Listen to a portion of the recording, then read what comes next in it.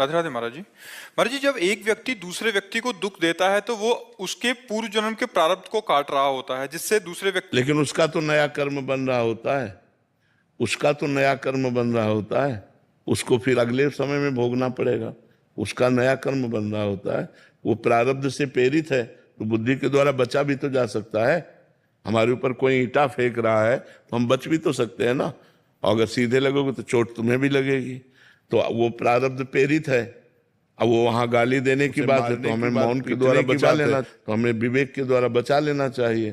तो उसका प्रारब्ध आकर भस्म हो गया, आपका नया कर्म नहीं। अज्ञान के कारण, अविद्या के कारण दोनों फंस जाते हैं। उसका प्रारब्ध भोग हुआ, आपका नया कर्म बना चले गए।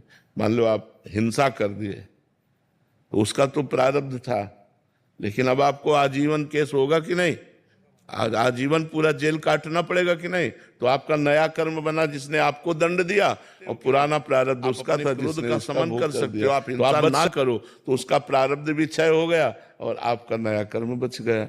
लेकिन भजन ना होने के कारण, भगवान का सतत चिंतन ना होने के कारण इतनी क्षमता नहीं रहती।